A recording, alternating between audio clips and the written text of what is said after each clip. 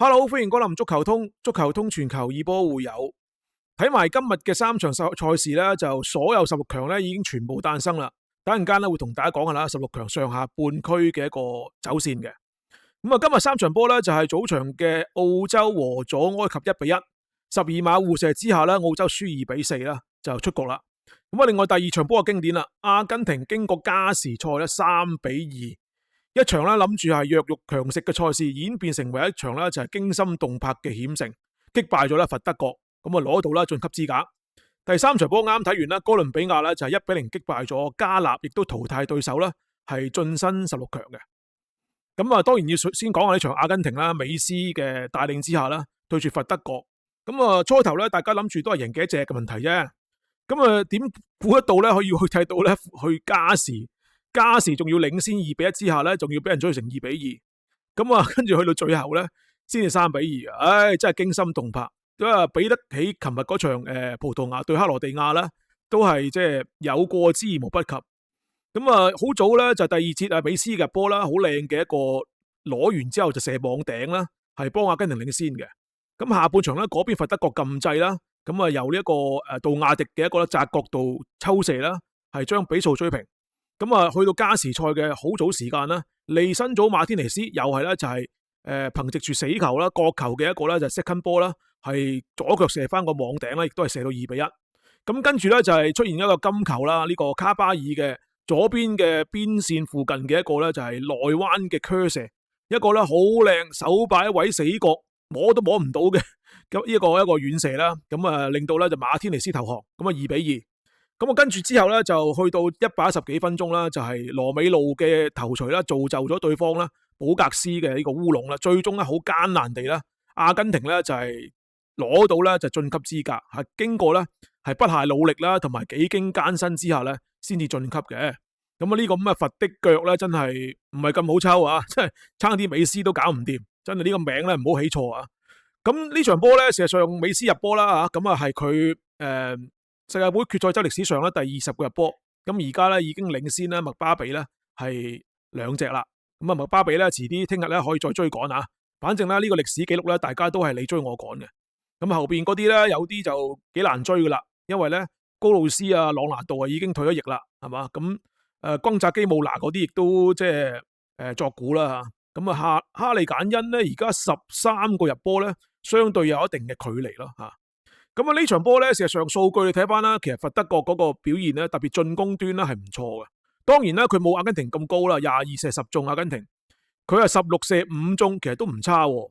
即係一隊咁嘅新軍非洲球隊，名不見經傳，但係下半場佢嘅禁制之後出嚟搏進攻咧，一樣都收到奇效。咁所以咧，今日你睇用波嘅次數方面啦，成功率咧其實都唔低噶。啊，角球8次，大家都8次，咁你對住衛冕冠軍仲想點啊？即係你基本上佛得角呢場波嘅進攻令我哋係刮目相看嘅，可以講係。咁人腳上面咧就都係4-4-2啦，阿根廷呢邊擺翻原來正選嘅人腳啦，美斯就做咗呢個前鋒，咁佢走位都係非常之靈動嘅，即係中前場方面邊個位都見到佢嘅啊。咁隔籬咧就用拿特魯馬天尼斯啦，其他嗰啲後衛啊、前鋒同埋中場啦都係差唔多噶啦。咁而呢邊嘅佛得角咧就4-5-1。咁亦都係佢哋慣常嘅一個陣型嚟嘅，門將咧和新尼亞咧就喺今屆咧就發光發熱啦。呢場波咧其實佢嘅表現咧都唔差，雖然失咗3個波，但係咧好幾下飛撲啦，都係喺關鍵時間啦係救到險嘅。開局嘅時間咧，其實阿根廷咧就控住嚟踢嘅，個節奏咧係比較慢嘅。咁你之前其實佢對奧地利啊、對約旦嗰啲其實都唔快嘅，不過咧就當時其實分組賽個形勢啊同埋壓迫感咧係冇咁勁嘅。因為你即係始終你贏咗場波之後，自己係心中有數啦，出線問題唔大啦咁樣。但係今日就唔係啦，淘汰咗一場過咧，其實分分鐘如果你有咩嘢犯錯啊，或者有啲咩閃失嘅話咧，係可以致命嘅。所以咧呢場波嘅開局比較慢節奏咧，我覺得即係冇搶嘅開局咧，其實我覺得對於阿根廷嚟講都係有啲不利。咁跟住咧就係成個破密集過程當中咧，阿根廷都係追求配合嘅。好多時候佢係用邊路配合啦，跟住咧就係中間嘅配合啦，中間就唔係直接走中路撞牆啊咁樣嗰啲做配合，即係唔係冇啦，但係少啦。美斯下半場有一次嘅單刀機會咧，都係同中間嘅隊友咧做咗撞牆之下攞到嘅。但係嗰個波咧，佢右腳咧就即係唔係好純熟啦，咁所以就射失咗，對方門將撲出啦咁。但係更加多時間咧都係放啲過頭波啊，跟住咧做啲右邊啊、左邊嘅邊度嘅突擊啊咁樣，做呢啲咁嘅尋求配合嘅過程類嘅呢啲入侵。咁咧，我覺得效率就唔係好高啦。畢竟美斯入嗰個波雖然係好靚啊，但係呢啲波咧其實可遇不可求嘅。你一場波當中可以做到幾多次呢啲咁嘅配合啊？係嘛，放得咁靚過頭波，攞得又咁靚，一個窄角度嘅施射又係咁靚，即係樣樣都完美嘅話咧，喺一場波當中唔係可以試到好多次嘅。咁所以呢種嘅進攻咧，我覺得係太過講求過程啦。咁另外咧，美斯身邊嘅人咧，其實好多人都有提到噶啦。除咗美斯入波之外，其他人唔識入波啦。咁事實上喺中場嗰啲人咧，其實佢唔係負責入波嘅。喺今屆賽事當中咧，安素費南迪斯啦、麥亞里士打啦，同埋迪保羅啦，佢射門都好少嘅。佢射門都係留翻俾兩個前鋒。其實如果你話前鋒射門少咧，美斯攞晒所有嘅射門機會咧，其實你應該問責嘅就係佢隔離嗰個拍檔。今日嘅拿特魯馬天尼斯，後上嘅艾華利斯，呢兩個人咧其實都係冇發揮嘅，即係喺進攻上邊所幫到手啊，同埋做到一啲分擔進攻工作嘅呢個任務咧，佢哋完成得唔係幾好啊。咁啊換咗人啦，又換咗艾華利斯，又換咗呢個即係之前都試過啦，咁但係都唔係幾好。咁我覺得其實應該揾個即係可能正印嘅中鋒會好啲，係咯，正印中鋒如果係得到位嘅，同埋喺裏邊可以適當咁 hold 到波嘅，咁我覺得美斯可能佢可以幫到美斯手嘅嗰個空間更加大。但係而家睇嚟，你無論艾華利斯或者係拿大魯馬天尼斯咧，其實都唔係呢種角色，所以佢中間 hold 唔到波啦，同埋亦都唔能夠硬開對方嘅防守球員，為阿美斯騰出更加多空間咧。咁你呢個角色相對嚟講咧就係比較失敗嘅。咁後來換人嘅話都換咗干沙利斯都踢左邊啦，跟住就換艾華利斯啦，效果係唔好嘅。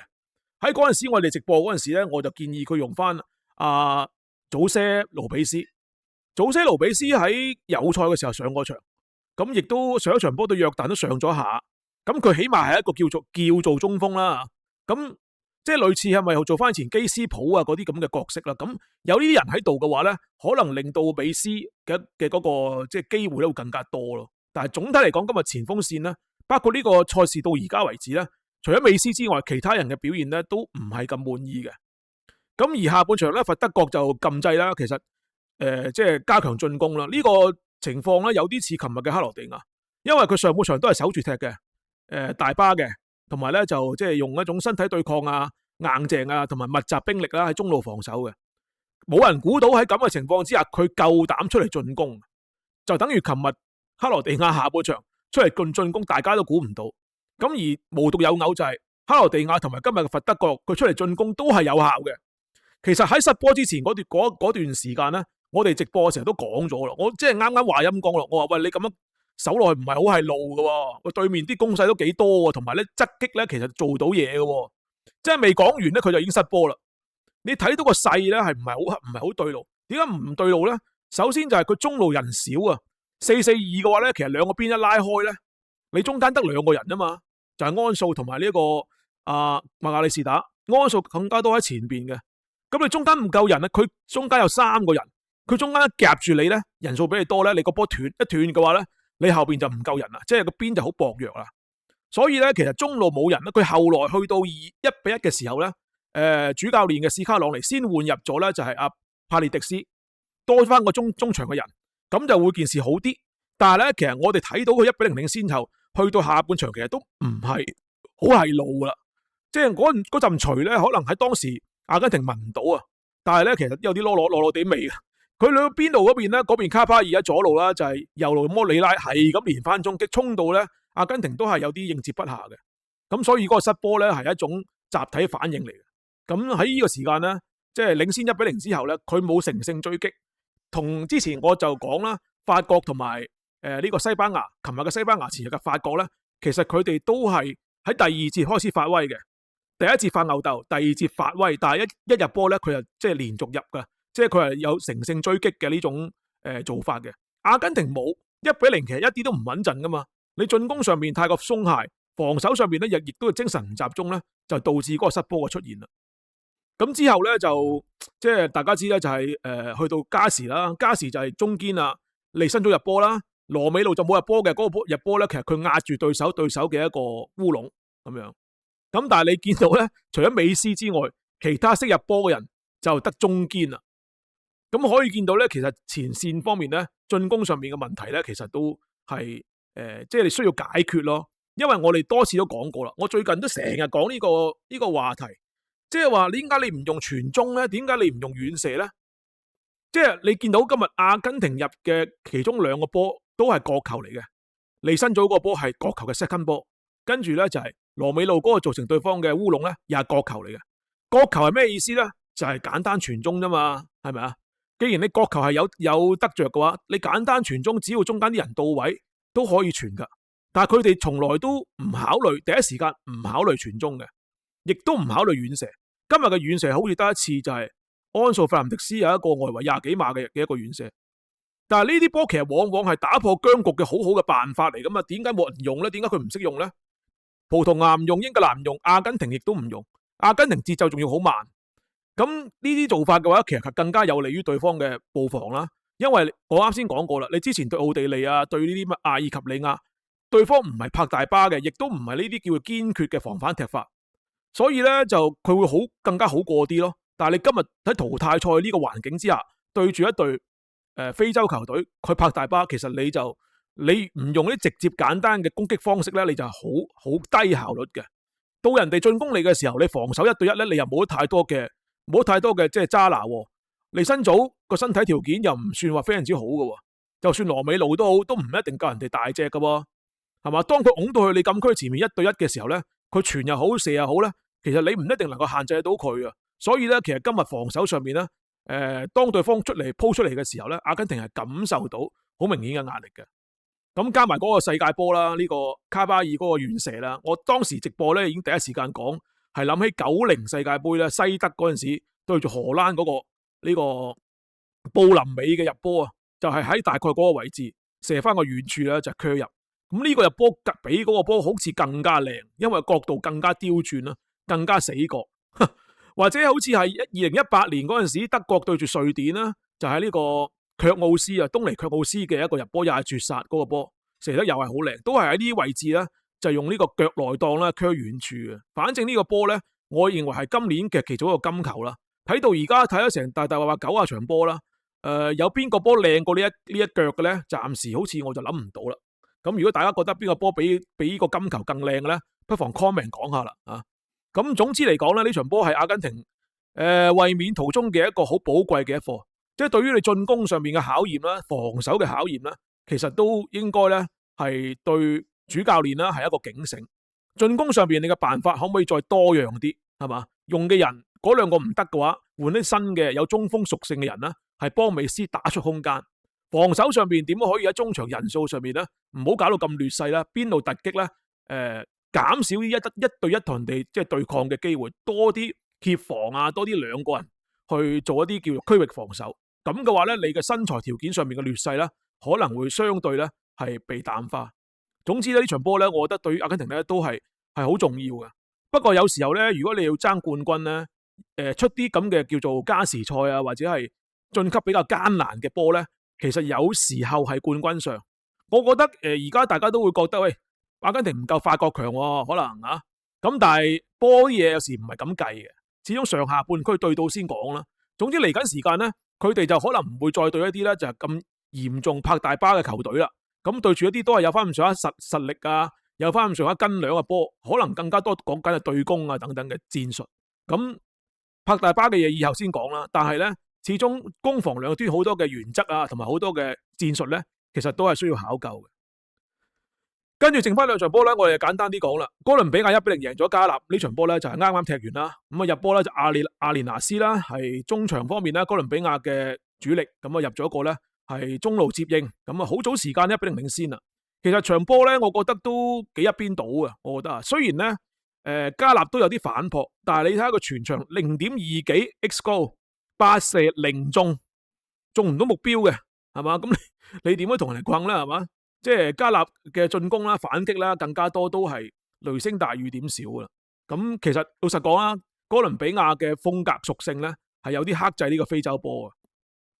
咁啊，其中咧佢係中場嘅利馬啦，呢位係水晶宮嘅球員啦，佢喺中場做咗好多攔截啦，同埋覆蓋嘅工作。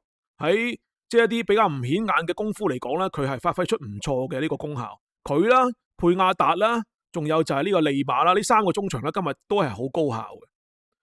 咁如果你問我邊個係最有價值球員咧，我就覺得兩個邊路啦，一個文奴斯，一個咧就係雷斯戴亞斯。雷斯戴亞斯真係好 fit 啊！佢蹦喺左邊咧，其實你嗰波俾到佢咧，佢就搞到你咧不得安寧。佢絕對有呢個能力。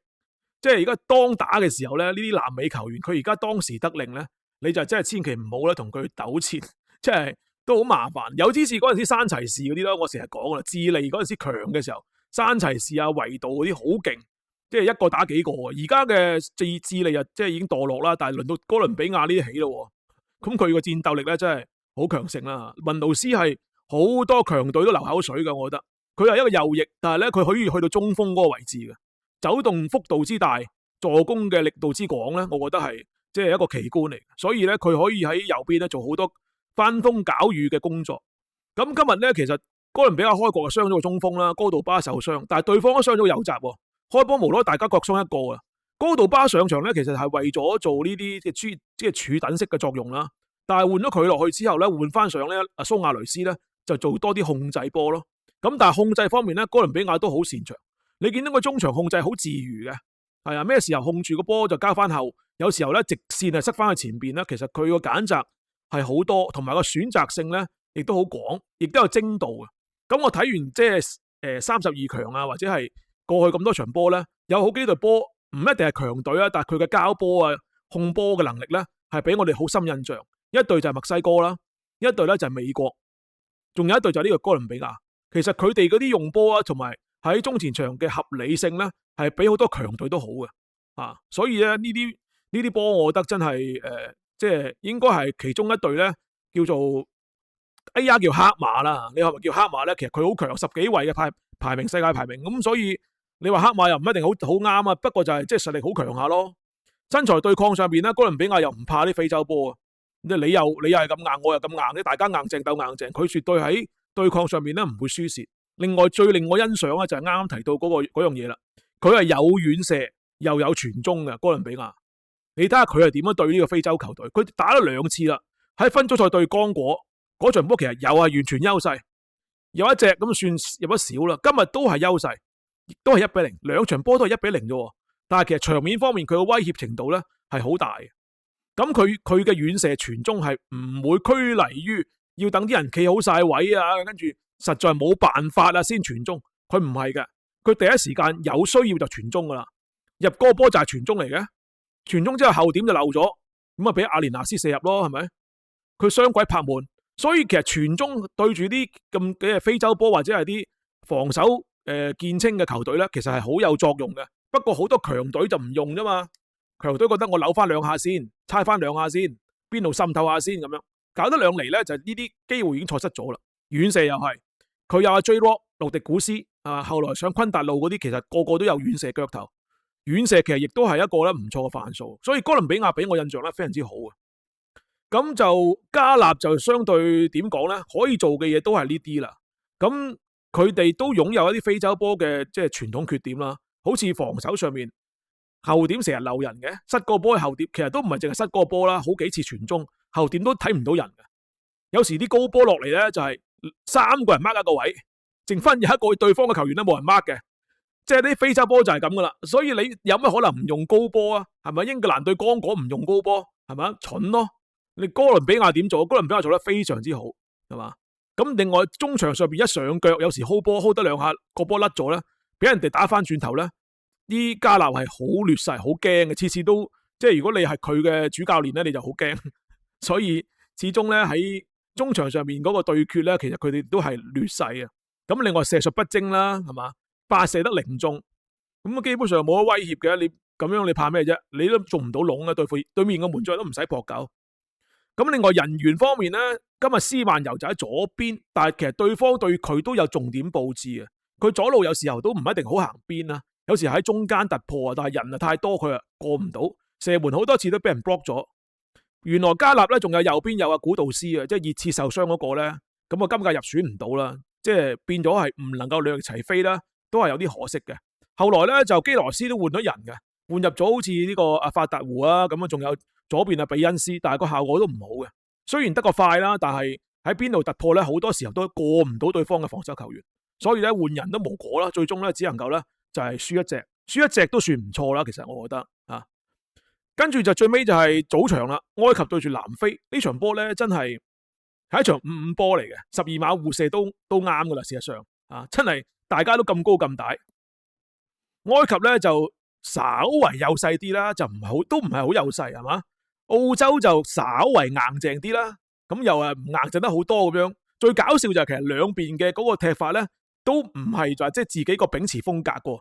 埃及經常佢終結進攻咧，都係靠傳中嘅，佢經常傳後點。你留意翻啦，佢嘅左路右路都係咯，佢傳出嚟咧就傳後點盲眼位去包抄嘅埃及。咁而澳洲咧經常走地面，佢側擊滲透啦，好多時候去到邊度咧，佢係傳翻兩腳，猜翻兩腳咁再諗嘅，所以你中有我。就我中有你，好搞笑嘅。